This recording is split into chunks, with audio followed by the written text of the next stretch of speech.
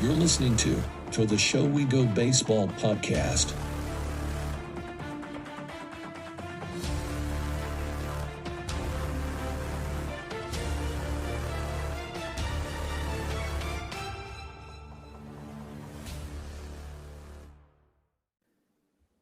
What's going on, everybody? Welcome into episode 26 of To The Show We Go, featuring Ed Hand and myself, Andrew Parker. Today, we have our third member of the WooSox on, aka the Woo Dogs. We had Brendan Nail on earlier in the season, and then we had Chase Sogard on just a few episodes back. So if you're looking for more WooSox stuff, definitely check out our guy Nail Gun and Chase Sogard. Today, we have our first position player, actually, for the WooSox. Been heavy on the pitchers, but we got Nick Sogard. Now, Nick, I just want to start it off before we get into some other things, but how has the offseason been treating you? It's been good. Some much needed downtime, but it's been good. And so I guess just kind of like going into it, I talked to you all throughout the year, and maybe I sat down with you a couple times about just, your 2023 year. But if you had to kind of just take a look at it, and how would you describe how your 2023 season went with the WooSox? It was a good year for me. I think it was kind of a step forward in my career. It was just a blast to play with that team, that group of guys, that staff is incredible. So overall, it was a fun year, and I think it was an important year for my personal career as well. Now, you played third base, second base, shortstop, outfield throughout the whole season. You're just bouncing around from place to place. What's your favorite position to play? Shortstop has always been my natural position. Kind of as soon as I came over to the Red Sox, I've been playing more third and second and a little bit less there, but I'll play wherever. I enjoy doing it. I think it's fun to do it. It kind of keeps things fresh to do it. So I don't mind playing all over the place. It's fun to do it. So I'm just trying to kind of get a little bit better at it because I've never done that before. It seemed like you were batting all over the lineup as well. Like I saw you leading off, batting second, batting seventh. Do you have a spot you prefer in the lineup also, or are you just kind of it all like whatever? I just want to hit. Right. I mean, I just want to be in the lineup really, but I like leading off too. Leading off's fun. I think there was a point during the season where I think Ed was actually there, and I think Chris may have been there too, but we were kind of just like, oh, like leadoff Sogard's in the lineup today. Like I looked at your numbers, and you in the leadoff spot it was like significantly higher than everywhere else in the lineup. What was that stretch like for you? Like I think it was when Hamilton may have been down with an injury, and it was after Duran got called up, so that they were looking for a leadoff guy, and you filled in perfectly. So I guess what was your mindset? I guess every day you were getting in the batter's box there, leadoff, and you were just leading off the game, getting on base. Yeah, I've led off a lot in my life, so I don't know if that was maybe a sense of kind of comfortability or maybe a little boost of confidence from Trace to say like, hey, you're gonna do this for us now, or maybe just knowing I'm getting at least 5 at-bats that day is, I don't know, something about it just feels right, but I do like doing it, so. Yeah, it seemed like, at the beginning of the season, at least, you weren't necessarily in the lineup every day, and you kind of forced your way into that. You ended up being, I think, the steadiest guy in the entire WooSox lineup for the whole season. Was it frustrating at the beginning of the year not to necessarily have that set role? And how did you take what was your mentality just showing up every day? To be honest with you, that's kind of where I've always been throughout my entire career. So it's pretty comfortable. Trace kind of came and found me and said, just kind of hang in there at the beginning, and just take your opportunities when they come. And I've been told that throughout my whole life. So I was pretty comfortable in that role. And I'm always, confident in myself to break out of that role as well. So when we had Shug on a few episodes back, he was your roommate this past year. And he said something interesting to where after a game, sometimes like you guys would talk and you would maybe ask him, be like, oh, well, like, why did you do this? Why did you throw this? Or he would talk to you and be like, oh, well, why did you do this? How was that being able to like bounce like just ideas and just like thoughts off of like when you get home with the guy that watched you play and that you were comfortable with? I think it's valuable, especially to have it being a pitcher, because they're obviously thinking a lot different than we are, or vice versa. But sometimes we're thinking the same thing. Sometimes we get in there, and not every time either one of us wants to talk about it. But sometimes we'll be thinking the same things, or sometimes he might ask. I might say, "Hey, you should have thrown this pitch to this guy," because I think a lot of times, especially for a bullpen guy, it can be tougher because they've been sitting out there the whole game, and then I've watched this guy hit maybe 3 or 4 times already, kind of tell like what he's on or, whatever. And then he'll do the same thing with certain at bats that I take, because maybe he'll pay a little more attention to mine than some other guys. I don't know, but it was a cool dynamic to have him to kind of exchange ideas with. And so, baseball aside, I wanted to know, what was it like living with Shug? It was good. He's a good guy, man. He's one of my guys. I didn't really get too close. I mean, I played with Shug in 21 and then in 22 as well, but kind of towards the end of 22 in Worcester, he was like kind of one of the only guys I had spent a good amount of time playing with prior to being on that team. So I think we naturally kind of just like gravitated towards each other, and then, we were already buddies, but I think we just became a lot closer during that time. And then obviously this year, that's one of my guys. Now, I remember reading an article that you did. I think it was with Tyreek Reed last year with AA, where it was about the housing situation with the team and them. Like there was the recent the team actually paying for your guys' living. How does it change where they have you set up between AA and AAA? And do they give you, is it like a better situation at AAA than AA now, or is it kind of the same? I think now I think it changes year to year, to be honest with you, because Tyreek and I set up in AA. Shout out to Tyreek, by the way. I miss that guy. That guy's the man. Our setup in AA wasn't like, I heard this year's setup in AA was very nice, and ours was good. But then I've heard Greenville's this year was incredible. So I think it just depends on the contract or the year-to-year situation. I don't think it's a straight progression of, as you advance, it gets more bougie or whatever. But how'd you like living in Worcester this year? I love playing in Worcester. I really do. The city is a fun little town. The park is obviously incredible. And then we stayed in a little apartment in Millbury, but that was a lot smaller of a place than Worcester, but it was cool. I like it.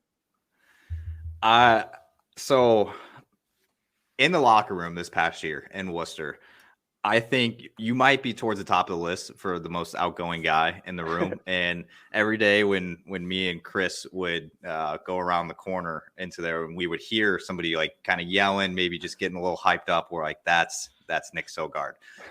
So it seemed like you were very comfortable in the locker room. So what was I noticed, and Ed knows just because we were kind of behind the scenes a little bit, for the people that weren't in there though, what would you describe the vibes being like in the locker room all year round?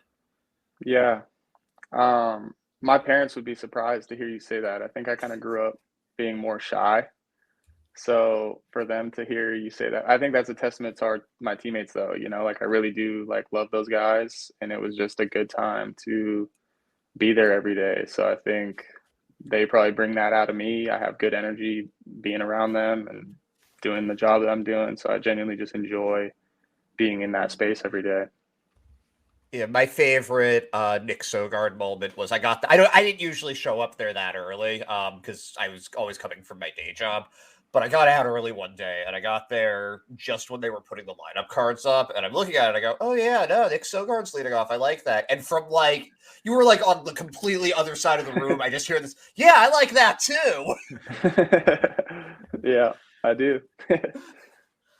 But, so there was a lot of guys similar to you, just in the versatility, like Ryan Fitzgerald, but I think most notably for the more, I don't want to say casual Red Sox fans, but fans that follow the big league team more, Bobby Dahlback was getting some playing time in shortstop in the outfield for the first time. Did you talk to him at all about swapping positions like that? Did Fitzy talk to him at all about that? Because that's, going for he never really played outfield in his entire career, and I would imagine that's a bit of even if you're as good of an athlete as Bobby, that's still a transition. Is that something that you guys talked over with him before he started doing it? Not really, honestly.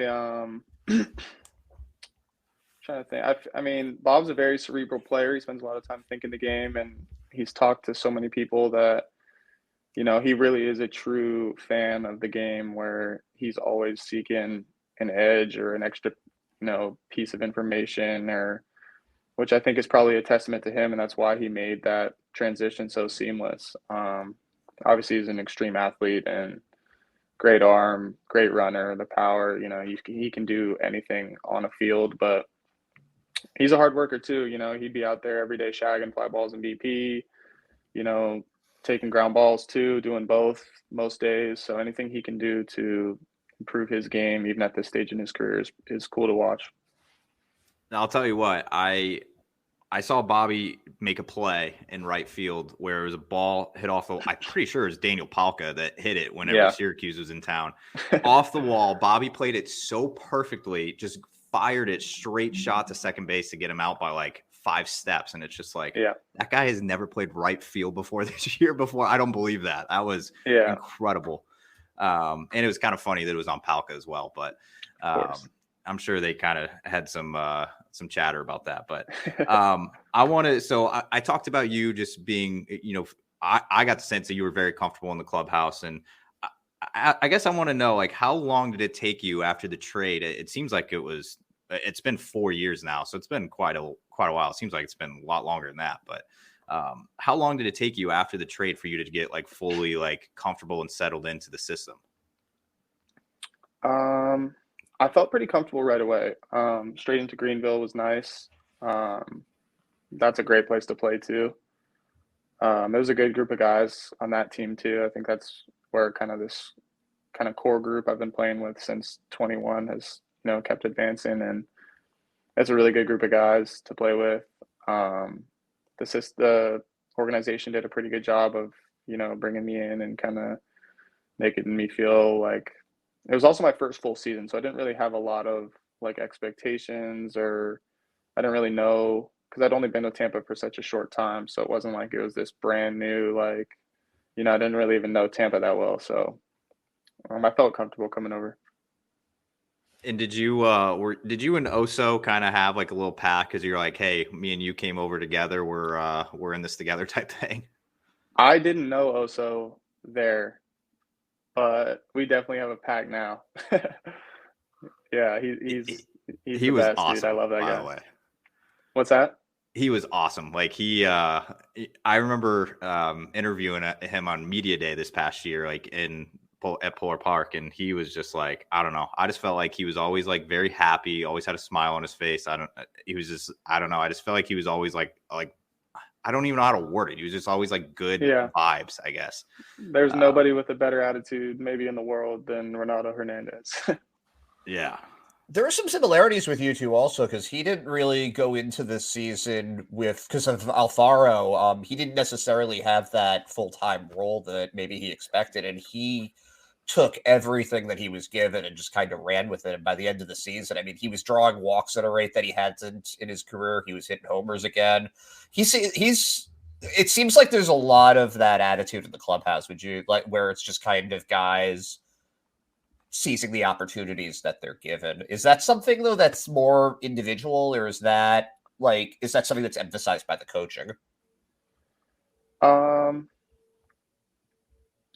The reality of it is, at the end of the day, it's always individual. It's a team game, but you gotta take your own at bats. But with that being said, it becomes so much easier. It was kind of nice how you put it, Ed, when you do it as a team. When you've got guys like, even like the top prospects where you think they might not be, not at all, like Rafaela and Abreu, and these guys are working, they are playing hard every day, so it's like, it's contagious when you see guys all through the lineup that are grinding out every at bat. And I think that's why we had, the offense that we had and the lineup that we had is like, every guy that was in there was like really grinding it out every day, and that makes it way easier to do it as an individual when you've got 8 other guys that are, pulling for you when you're up and are kind of attacking the pitcher the same way you're attacking it. So it's kind of a long answer, but it's always individual, but it's much more simple when it's a group effort as well. Now, I want to ask you about something. And I remember I interviewed you at one point during the season, and I think you had not hit a home run yet when I interviewed you. I forgot what month that was. And I remember at the very end, you're just probably like August. Yeah. And you were you said something to me. You were just like, oh, man, I would maybe if I could just tap into that power a little bit, that would be nice. Yeah. And then I'm pretty sure you hit your first home run that day. Like, I guess I don't know, maybe you just spoke it into existence, but which one of you, so you got on base a ton this year. You were drawing walks, just getting on base any way possible. But what were you most proud of that you did this year, just your overall game? I would have to say the consistency. I think kind of just my mentality was much improved upon last year's. Kind of just a little more confident. Just had a better understanding of the game too, I think was important. But I'd have to probably just say the consistency, just kind of trying to bring that quality product every day and contribute to our team winning. No, and so a bunch of your teammates got called up. You were just talking about Rafaela and Abreu and Valdez. A lot of the rookies are starting to get added to the team. Are you guys following them as they're sent up? Do you guys watch the big league team play there? Absolutely. Yeah. No, it's a blast to see those guys, Valdez and Abreu and Rafael and a lot of the pitchers and other guys. We get really excited to see them, Hamilton, to see them go up and perform. It's exciting. We love those guys. So it's cool to see them fulfilling their dreams and doing it at the biggest level. You've gotten to see Rafael also play shortstop and center field. Which one do you think he's better at? Come on, Ed. He's something else, man. You put him anywhere and you're in good shape. You're asking the hard questions. I know. Yeah. Pick your favorite child. Do it. Can't put my guy on the spot. Come on. Now I was about to ask something, but I kind of I don't know, I lost. Oh, okay. I did want to ask this. It's not a tough question or anything, but when we were talking to Shug, he kind of talked about like what it was like, playing under Paul Abbott and just that coaching staff this year. And he, obviously had great things to say about Paul Abbott and how much he meant to the clubhouse. But do you have any, what was your experience, I guess, playing under Tracy and Getty and Montville and all those guys this year? Like, I guess just as a whole. Yeah, it was incredible. Yeah, I mean, I don't even really know the proper way to describe it, but they're just so good. I mean, Getty and Mon and are great as a hitter to have them every day. I know, Mont's gone now, but Mont was awesome, and Getty's mind is a gem. So working with him every day is beautiful. And then Tracy and Flo are so good together, and Trace as a manager and Flo's knowledge and experience, in the infield and just overall game knowledge, little things from just really everything, base running, the pitchers, what they're doing, how to get a little edge anywhere you can it's a really high level coaching staff for AAA. I know talking to some other guys, they're not getting what we're getting out of that staff. So we understand that. We're grateful as players to have them. There's not a player in that clubhouse that didn't love any one of those 4 guys that I worked with. I didn't work with Paul, but I like Paul too. So we understand how good they are, and we're grateful for them. So I don't think like the casual fans, like what Ed said earlier, like casual fans with Flo, I don't think they understand just how like underrated that guy is. And incredible. Yeah. He is sneaky funny too. Like he would sit in our meetings. Like sometimes when we'd go in Tracy's office pregame, he would be sitting at his desk and, you don't think he's listening, but then he'll just like chime in with something and just like roast Tyler Murray or something. And I'm just like, this guy has got it right now. I can only imagine what so like, was there any good times, I guess, in your meetings, like just like player meetings with him that you were just like, okay, this guy's funny? Every day. Every single day. Yeah, he's absolutely hilarious. Yeah, I figured as much. Like, it's just every time we got to interact with the guy, and like you said, that whole staff, man, it was incredible. Chad Tracy is going to be a major league manager one day. It's not a matter of if, it's just when. Ed, I think you were about to hop in. Oh, I just had a question about, because you were talking about just like the coaching staff and everybody, but there were also some players with some pretty veteran experience that were moving up and down this year. And, you ended the season with Christian Arroyo, who obviously has been pretty relevant with the Red Sox on the team at the end of the year. There was Yu Chang. Trevor Story was coming up and down a little bit with his rehab assignment. Bunch of pitchers. Chris Sale was obviously there again for a bit. Was there anything that you learned from the veteran players, and how did they, I guess, fit in with the rest of the team there? Were they kind of a separate entity, or did they join in with the team and kind of become a part of it? Yeah. I would say I more so learned from guys like Nico Goodrum and Bob and, a little bit Polka. I mean, having guys like Story and stuff like that around is awesome, but it's a shorter amount of time. And they're kind of, I mean, they're great. Don't get me wrong. They're anything you ask, they're there for you, whatever you want, but it's just not as long. So you don't really form the relationship as much. Whereas with Bob, just from day one and Goodrum really they kind of set the tone for our whole season, where as a lot of those guys were kind of gone towards the end of the year, but it kind of set the tone for how to act and for, a lot of the younger guys, just understanding this is how you go about your day to day. And that's invaluable. They've been there, they've done it, they know the right way to go about it, and they just kind of, lay out the landscape for how to get it done. Did Nico say anything about like how his pitch recognition, because that dude was drawing walks at an unbelievable rate this season? He's a really smart hitter. I would talk to him the most when he was with us, but extremely smart hitter. He just has such a good understanding of what they're trying to do to him. Very selective hitter at the same time. So, if they don't throw him what he's prepared for, he's just going to let it go. And I think he definitely reaped the benefits of the electronic strike zone as well. But no, he's a really good player. He can hit and he can take his walks too. We've had a lot of pitchers on talking about the electronic strike zone, but I'm just curious from your perspective how you feel about it, because you seem, just based on the numbers at least, it seems like you have a pretty good understanding of your strike zone. How do you like having it there with the automatic, and how do you feel about being able to challenge it if you don't like the call?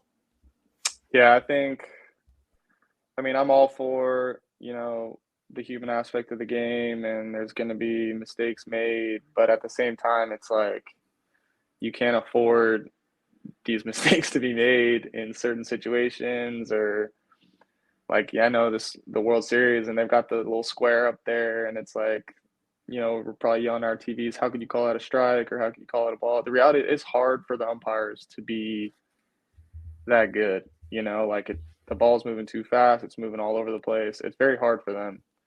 But as a hitter, when it's a ball, and you need that ball to be called a ball, so I would approve for sure if they went full electronic, but I understand. I think the challenge system is fun too. I think that would be a nice kind of hybrid where there's a little player versus umpire too, which is always a good time. So I would approve of the challenge method for sure going forward.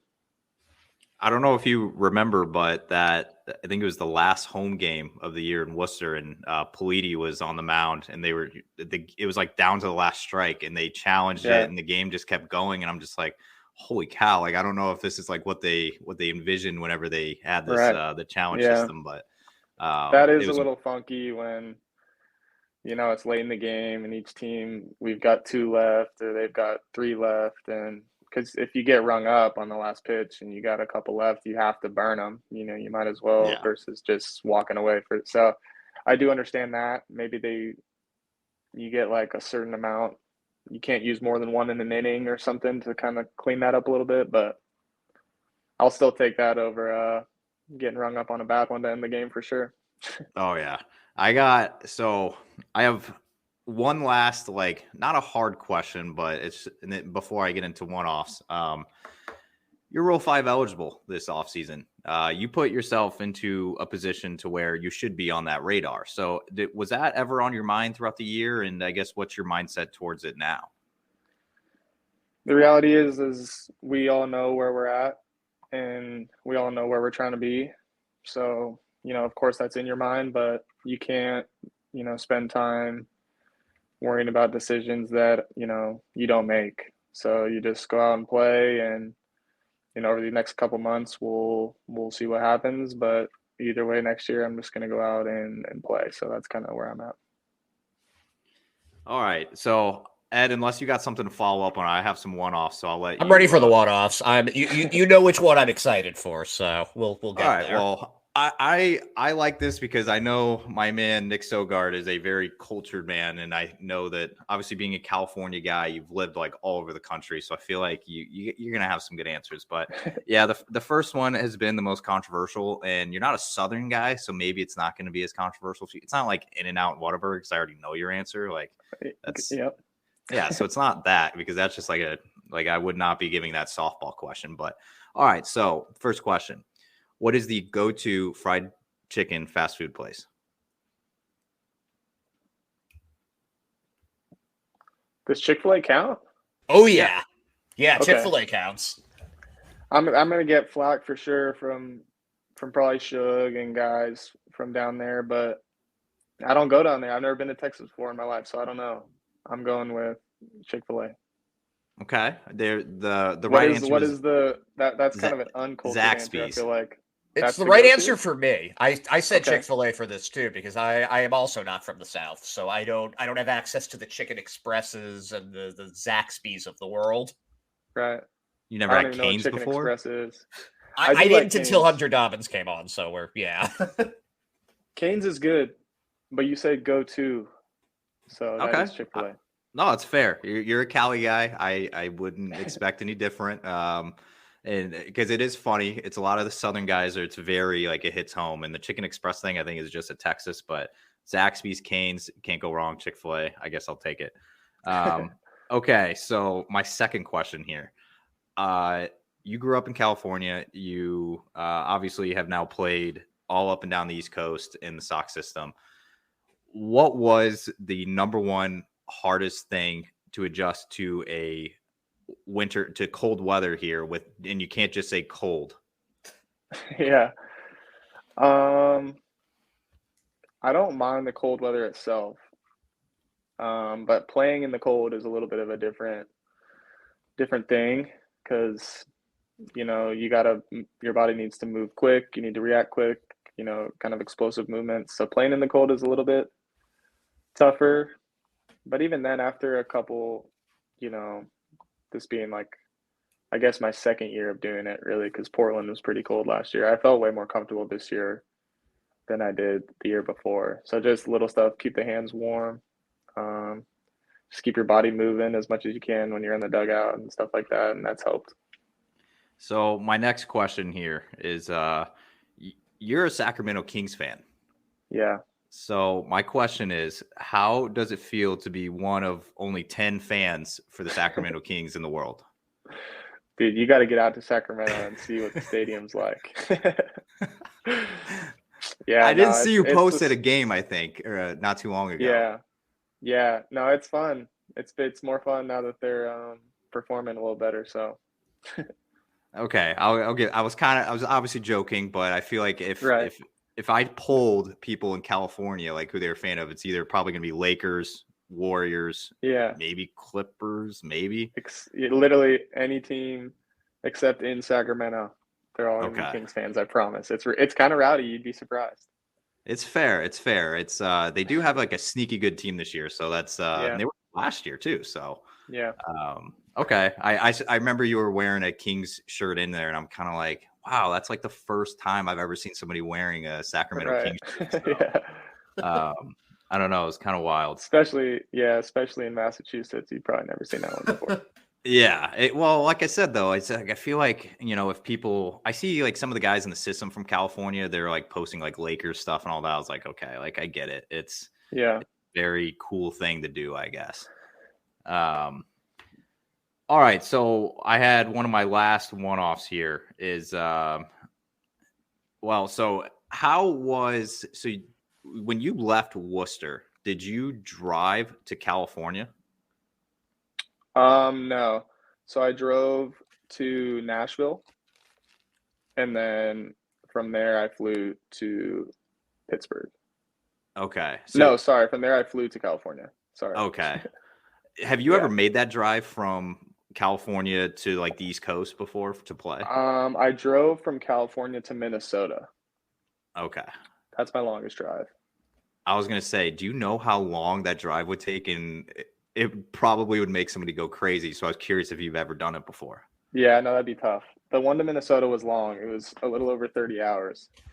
And it took us 3 days. We did like 10 hours per day.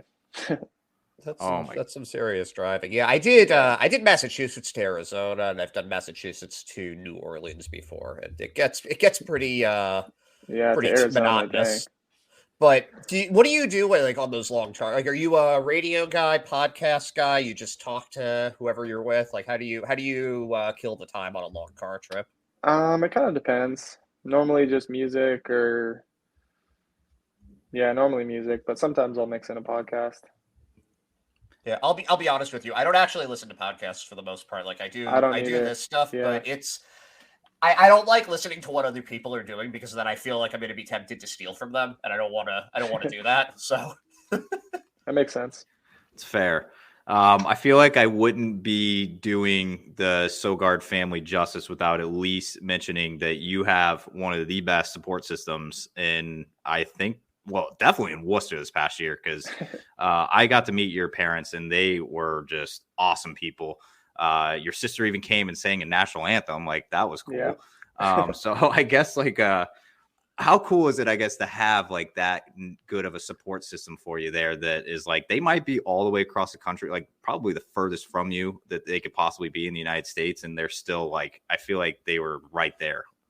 Right. Yeah, no, they don't miss a game. So whether they're in Massachusetts or California, they're always watching. They're probably more excited after a good game than I am, and more devastated after a bad one than me too. But no, it's so good to have, them supported me my whole life, and especially at this level to have that support group there it obviously means a lot, and I'm grateful for it. We've heard the famous FaceTime with your mom FaceTimed you, and I guess she was just saying like, can you guys just like not suck pretty much? And Shug was just like overhearing it. And I remember it was either you or him that told me that story, but yeah, it's pretty cool. Yeah.